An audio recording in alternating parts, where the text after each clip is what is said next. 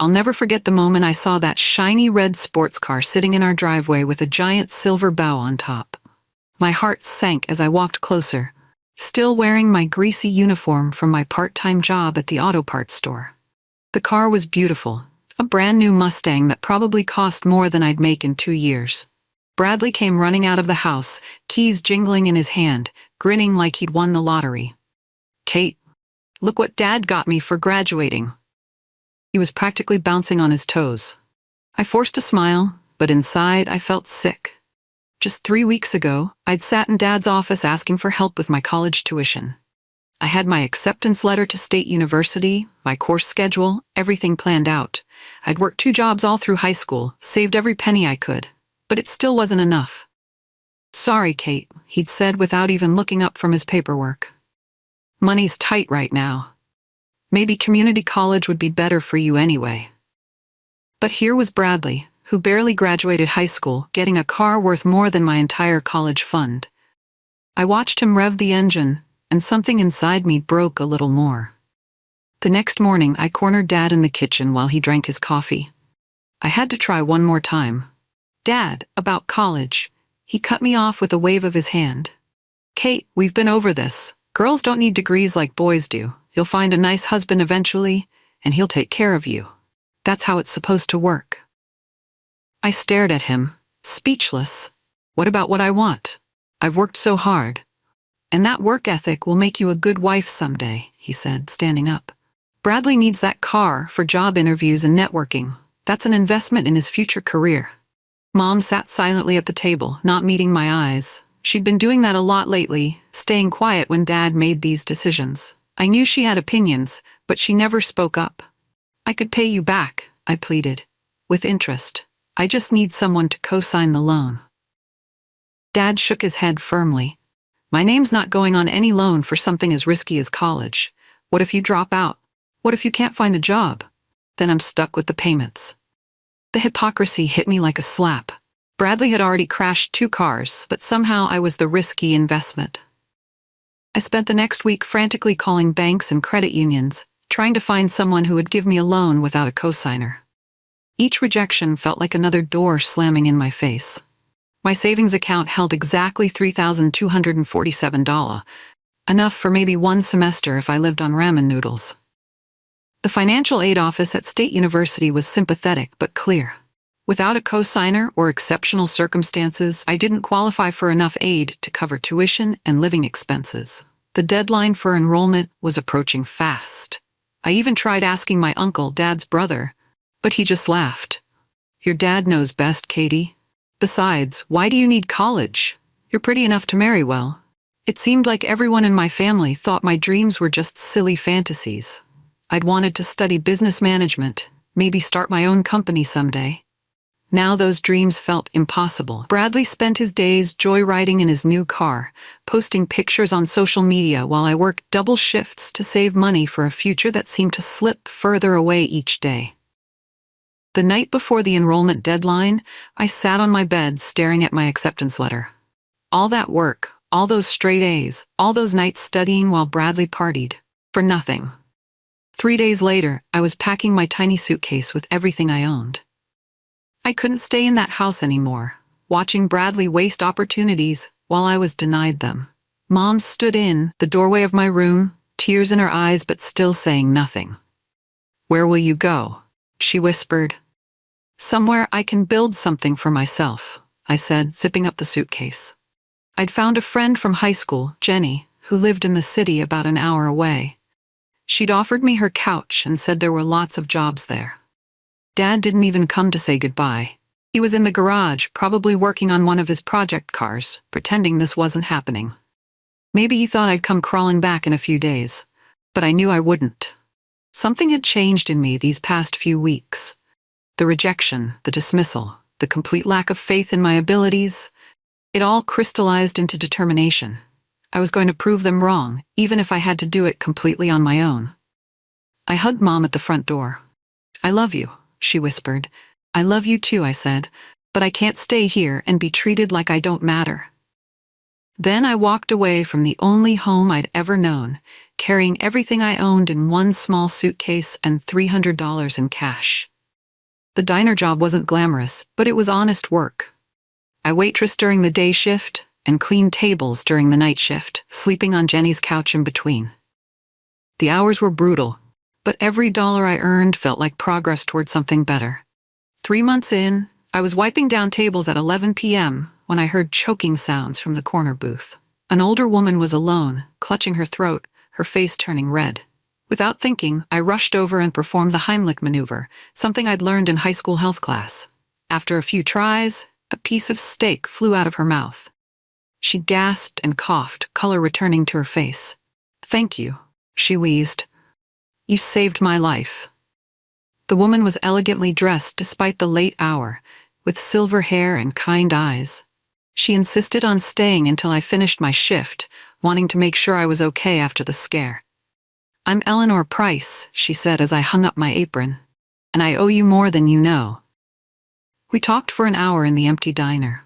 I found myself telling her about my dreams, my family situation, everything. She listened without judgment, asking thoughtful questions about my plans and goals. When she finally left, she pressed a business card into my hand. "Call me tomorrow. I have a proposition for you." Eleanor's business card was simple but expensive looking. Eleanor Price, strategic consultant. I almost didn't call. It seemed too good to be true. But something about her manner the night before made me dial the number. "I was hoping you'd call," she said warmly. "Meet me at Cafe Luna at 2 p.m. We need to talk."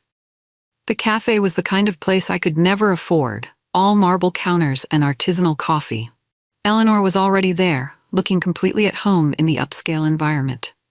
"I did some thinking last night," she began, "about talent, about potential, about the barriers young women face. You remind me of myself 40 years ago, smart, driven, but blocked by people who couldn't see past their own prejudices." She leaned forward. "I built a Fortune 500 consulting company from nothing. Now I'm retired, widowed, and looking for someone worthy of investment. Not charity. Investment." My heart started racing. "What kind of investment? Education, mentorship, opportunities. I'll pay for your online courses, help you build skills, introduce you to contacts. In return, you work hard and pay it forward someday."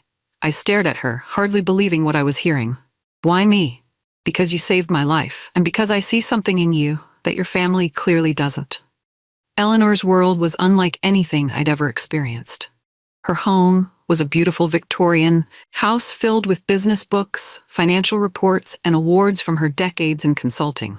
She'd built her empire by helping struggling companies turn around their operations. "First lesson," she said, gesturing to her massive library. "Knowledge is the only currency that grows when you spend it." She enrolled me in online courses for business management, finance, and marketing. While I still worked at the diner to pay Jenny rent, my evenings were spent studying with Eleanor as my personal tutor. She taught me about profit margins, customer acquisition, strategic planning, all the things I dreamed of learning in college. But this was better than any classroom because Eleanor had lived it all. "Don't just memorize the theories," she'd say. "Understand the human psychology behind every business decision. Companies aren't numbers on spreadsheets. They're people trying to solve problems." Within 3 months, I was devouring case studies and financial reports like novels. Eleanor watched my progress with growing excitement. "You have natural instincts," she told me one evening. "But more importantly, you have the hunger to learn. That's rarer than you might think." She began sharing stories from her career, the deals she'd made, the companies she'd saved. I hung on every word, imagining myself in those boardrooms someday. Eleanor suggested I start small, consulting for local businesses under a professional name. "K.M. Morgan has a nice ring to it," she said. "Keep some mystery. Let your work speak before your biography does." I was terrified to take my first client, a struggling bakery downtown. But Eleanor walked me through the process, analyze their costs, study their customer patterns, identify inefficiencies, and propose solutions. The bakery's problem was simple. They were making too many expensive pastries that didn't sell while running out of their popular basic items. I suggested they track sales data for 2 weeks, then adjust their production schedule. "What if I'm wrong?" I asked Eleanor nervously. "Then you learn from it and do better next time." she replied. But trust your analysis. The numbers don't lie. The bakery owner, Mrs. Rodriguez, was skeptical at first. A 19-year-old girl giving business advice? But Eleanor had vouched for me, and that carried weight. 2 weeks later, Mrs. Rodriguez called me with excitement. Sales are up 30%. The new system is working perfectly. Word spread quickly in the small business community. Eleanor's connections helped, but my results spoke for themselves. Within a month, I had 3 more clients wanting KM Morgan's help. My first major success came 6 months later with a small Chicago marketing firm that was hemorrhaging money. The owner, desperate to avoid bankruptcy, found me through Eleanor's network. Their problem was complex. They were taking on projects that cost more to complete than they charged clients. I spent weeks analyzing their workflows, timing their processes, and calculating true costs. You're losing money on 70% of your projects, I told the owner. But the 30% you're profitable on, those are gold mines. We need to replicate that model. I helped them restructure their pricing, streamline their processes, and identify their most valuable services. It took 3 months of careful implementation, but the results were dramatic. Their revenue tripled. Not only did they avoid bankruptcy, but they were able to hire additional staff and expand their office space. KM Morgan saved our company.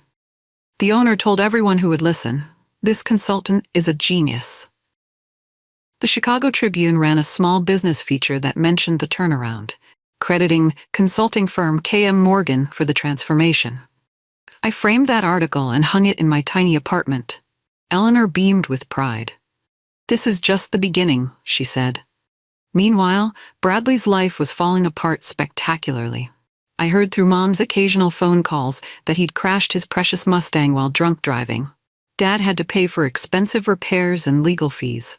Worse, Bradley dropped out of college after just 1 semester, claiming the professors were too liberal and didn't understand him.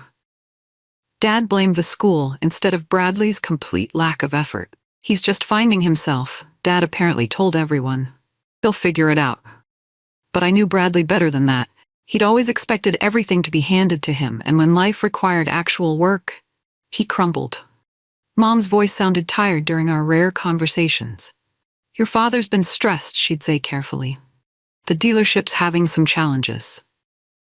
I wanted to ask more, but I was busy building my own life. KM Morgan was getting noticed by bigger clients. Eleanor introduced me to executives from her old network, people who trusted her judgment completely. My consulting fee had grown from $50 per project to $500 per week for ongoing clients. I'd moved out of Jenny's place into my own small apartment, nothing fancy but mine. The distance from my family felt necessary. I was becoming someone new, someone confident and capable. The regional investor contest was Eleanor's idea. "You're ready for bigger challenges," she said, showing me the application. "This will put KM Morgan on the map." The contest required participants to propose a solution for a struggling mid-sized company. The winner would receive funding and mentorship from a panel of successful investors. One of the judges listed was Robert Harrison, Dad's longtime friend and biggest business rival. They'd competed for customers and contracts for years, with Dad always coming in second place. I decided to enter, keeping my identity carefully hidden behind the KM Morgan brand. My proposal focused on modernizing supply chain management for manufacturing companies, something I'd researched extensively while helping Eleanor's former contacts. The presentation day arrived, and I walked into a conference room filled with serious-looking investors and entrepreneurs. Robert Harrison sat at the judges' table, looking exactly like I remembered from childhood, stern, analytical, successful. When my turn came, I presented my ideas with confidence I'd never felt before. The questions were tough, but Eleanor had prepared me well. "Impressive work," Robert said afterward. "KM Morgan clearly understands the real challenges businesses face." I won second place and a $25,000 development grant. Robert Harrison contacted me personally after the contest. "I'd like to discuss a joint venture," he said over lunch. "My manufacturing clients need exactly what you're offering." We negotiated for weeks. Robert wanted to add KM Morgan services to his existing consulting firm, splitting profits 50-50. But I insisted on one non-negotiable condition. I maintained complete control over my methodology and client relationships. "You drive a hard bargain," Robert laughed. "But I respect that. Too many young consultants are eager to give up control for quick money." The partnership launched 6 months later. Robert's established reputation combined with my innovative approaches created something powerful. We landed contracts with 3 major manufacturing companies in our first quarter. During our success celebration dinner, Robert mentioned casually, "You know, this reminds me of some dealership owner back home who always complained about young people not understanding business. Wish he could see what real talent looks like." I nearly choked on my wine but managed to keep my expression neutral. He was talking about Dad without realizing I was the daughter Dad had dismissed. The irony was delicious. Dad's biggest rival was now my business partner, praising my capabilities while Dad still thought I was just a waitress. Eleanor's cancer diagnosis came suddenly, aggressively. One day, she was mentoring me through a complex client negotiation. The next, she was in the hospital with stage 4 pancreatic cancer. "I don't have much time," she said matter-of-factly during my first visit, "but I have something important to give you." She handed me a thick folder containing contact information for every important business connection she'd made over 4 decades. CEOs, investors, board members, government officials, all carefully cataloged with notes about their interests and needs. "These relationships took me a lifetime to build," she said. "But more importantly, I want you to have my business library. Every book, every report, every case study. Promise me you'll use them to help other young women like yourself." I spent Eleanor's final weeks at her bedside, listening to her stories and absorbing her final lessons. She'd never had children, she told me, but watching my growth had given her more joy than any business success. "Make them see," she whispered during our last conversation. "Make them see what they missed." Eleanor passed peacefully on a Tuesday morning. At her funeral, dozens of successful executives spoke about her impact on their careers. I realized I was part of a legacy now, carrying forward her mission of recognizing and developing overlooked talent. With Eleanor's connections and Robert's partnership, KM Morgan Inc. exploded in growth. I hired 2 assistants and rented a proper office space. My client list included companies across 3 states, and my fees had increased to match my reputation. A major business magazine ran a profile piece titled "The Mystery Consultant, KM Morgan's Rise in Strategic Business Solutions." They used my initials and a silhouette photo to maintain the mystique I'd carefully cultivated. KM Morgan represents a new generation of consultants who focus on practical results over flashy presentations, the article read. Clients praise the firm's innovative approaches and measurable outcomes. I framed the magazine cover and thought about Eleanor. She would have been so proud to see her investment paying off not just for me, but for all the businesses we were helping. My personal bank account was growing too. For the first time in my life, I had real financial security. I bought a reliable car, upgraded my apartment, and started an emergency fund. But the best part was the purpose I felt every day. Each struggling business I helped reminded me of my own challenges, my own need for someone to believe in my potential. The scared girl who'd packed a suitcase and left home was becoming a confident woman who created opportunities instead of waiting for them. The County Entrepreneur Awards ceremony was held at the Grand Hotel in my hometown, the fanciest venue our small city had to offer.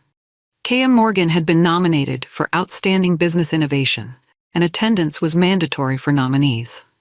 I drove back to my childhood town for the first time in 3 years, my stomach churning with nervous energy. The place looked smaller somehow, the buildings more run-down than I remembered. The ceremony was packed with local business owners, politicians, and community leaders. I recognized many faces from my childhood, people who'd known me as that Morgan girl, but wouldn't recognize the professional woman I'd become. I chose a seat in the back corner, wearing a simple black dress and minimal makeup. My goal was to accept any award gracefully and leave quickly, before anyone connected KM Morgan to Kate Morgan. But then I saw him, Dad, sitting at a prominent table near the front, wearing his best suit and looking proud of something. My heart started racing as I wondered what he was doing here. A quick scan of the program showed Morgan Family Dealership, listed as a major sponsor. Of course, Dad would want to be seen at the community's biggest business event. When they announced K.M. Morgan as the winner for Outstanding Business Innovation, the room erupted in polite applause. I sat frozen for a moment, watching Dad's confused expression as he looked around for the winner. Taking a deep breath, I stood up and walked toward the stage. Each step felt like crossing a bridge between my old life and my new one. Conversations quieted as people tried to figure out who this young woman was. I reached the podium and accepted the Crystal Award from the mayor, who whispered, "Congratulations, Miss Morgan. Your work has been inspiring." When I turned to face the audience with the microphone, I saw Dad's face clearly. His mouth was literally hanging open, his eyes wide with shock and something that might have been recognition. "Thank you for this honor," I said into the microphone, my voice steady despite my racing heart. K.M. Morgan Inc. was built on the belief that every business deserves a chance to reach its potential, regardless of who believes in them initially. I looked directly at Dad as I continued. Sometimes the people who don't invest in you teach you how to invest in yourself, and that return, it's everything. The applause was thunderous, but Dad wasn't clapping. He was just staring, the color draining from his face as he realized exactly who had been winning business awards while he thought I was still serving coffee. After the ceremony, I was surrounded by people wanting to shake hands and exchange business cards. Local entrepreneurs asked about consulting services, and several mentioned they'd been trying to reach K.M. Morgan for months. Through the crowd, I could see Dad pushing his way toward me, determination written on his face. I excused myself from conversations and headed for the exit, hoping to avoid the confrontation I wasn't ready for. But he caught up with me in the hotel parking lot, slightly out of breath from hurrying. "Kate," he called out.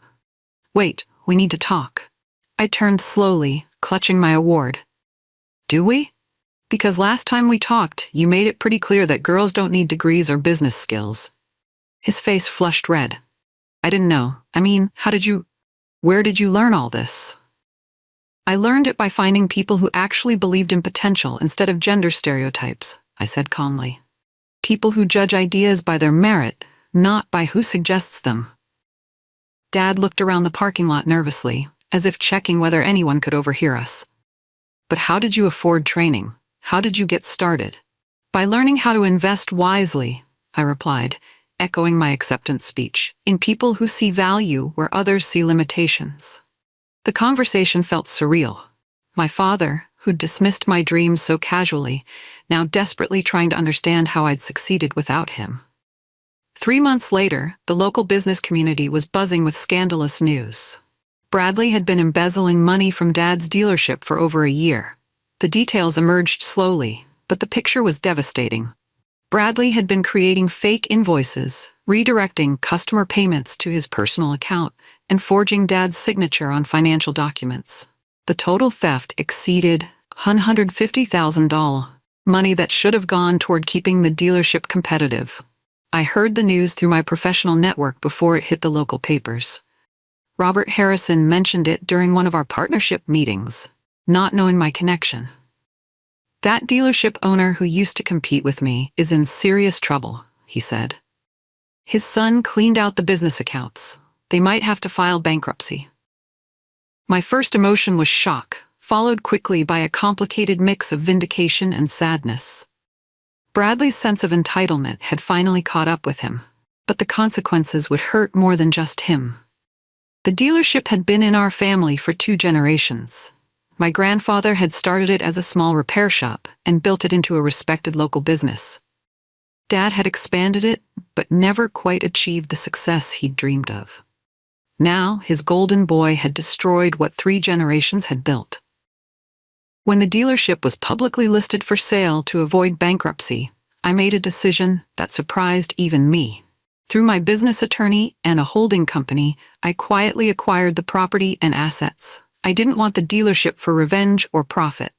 I wanted to save what remained of my grandfather's legacy and give my mother a chance to see something positive come from all this chaos. The sale was structured to keep my identity completely hidden.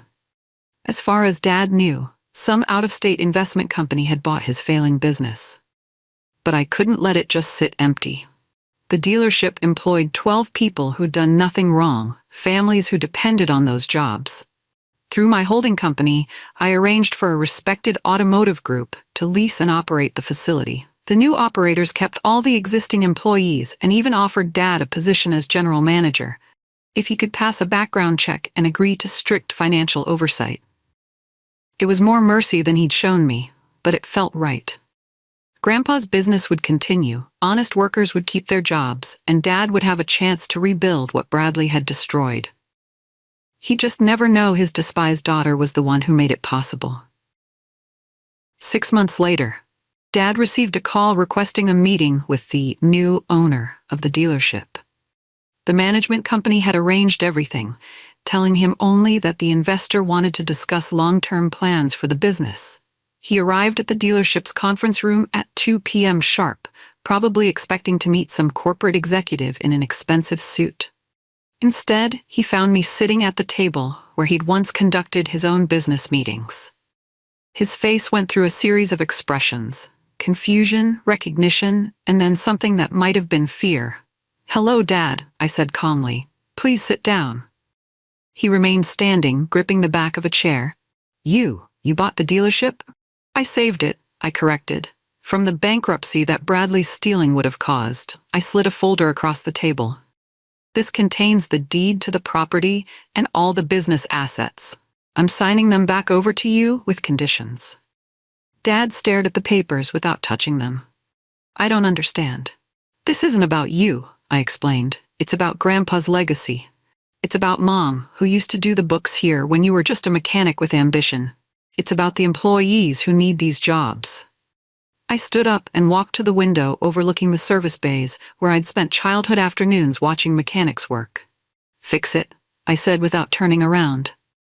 "Not for you, for everyone who actually matters." That evening, I drove to my childhood home to see Mom. She answered the door with tears already forming in her eyes. Word had traveled fast in our small town. "Kate," she whispered, pulling me into a hug. "I heard what you did. I can't believe, after everything he said to you."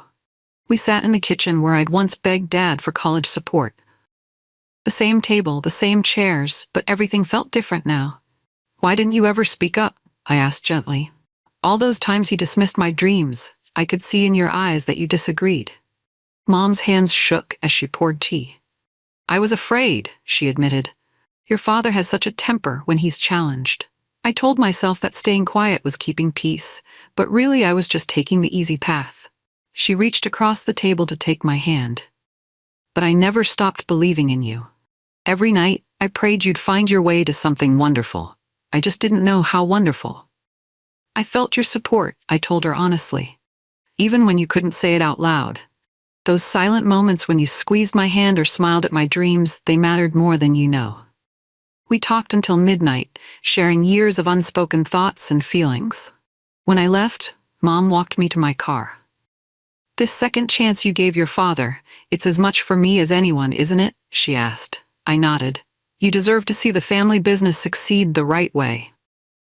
I left town the next morning with a sense of closure I'd never expected to feel. Dad would spend every day managing a business that existed only because his worthless daughter had saved it from his promising son's destruction. The irony wasn't lost on me, but it didn't feel like victory, more like resolution.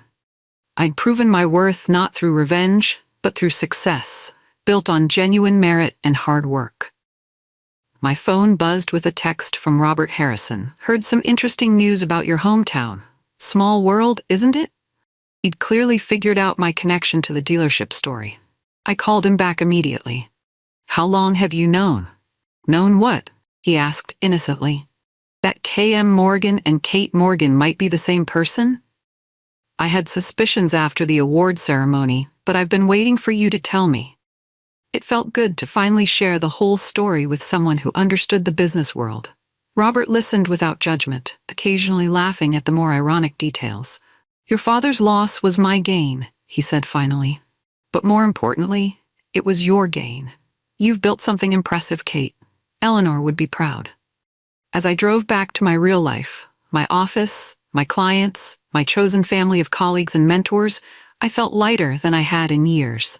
3 years later, I established the Eleanor Price Foundation for Young Women in Business. Our mission was simple: provide mentorship, education, and startup funding for girls from backgrounds like mine, those with ambition but no family support. The first scholarship was named the Eleanor, honoring the woman who'd seen potential in a desperate waitress. But the second scholarship was called the Quiet Ones, dedicated to girls like my mother who silently support others' dreams while sacrificing their own voices. Standing at the podium during our foundation's launch event, I looked out at an audience of successful women, young scholarship recipients, and supportive allies. In the back row, I spotted Mom, beaming with pride. I'd invited Dad to the event, but he declined. According to Mom, he was working late at the dealership again, trying to rebuild what Bradley had destroyed. She didn't mention whether he'd finally acknowledge my success, and I didn't ask. Sometimes, I told the audience, the people who refuse to invest in you teach you the most valuable lesson of all: how to invest in yourself. And when you do that, with integrity, determination, and the support of people who truly see your worth, that return becomes everything. The applause was warm and genuine, but the real reward was seeing the faces of young women in the audience lighting up with possibility. They were where I'd been 5 years ago, full of dreams that others couldn't see. Now they'd have mentors who believed in potential over prejudice, who measured worth by character instead of gender, who understood that sometimes the greatest investments are made in the people everyone else overlooks. Eleanor would have loved seeing her legacy continue through each new scholarship recipient. And somewhere in my heart, I knew Grandpa would have been proud that his dealership, saved by his granddaughter's success, was helping fund dreams for the next generation. The scared girl with a suitcase had become a woman building bridges for others to cross. That transformation was worth more than any car, any tuition, any family approval I'd once desperately wanted. It was worth everything.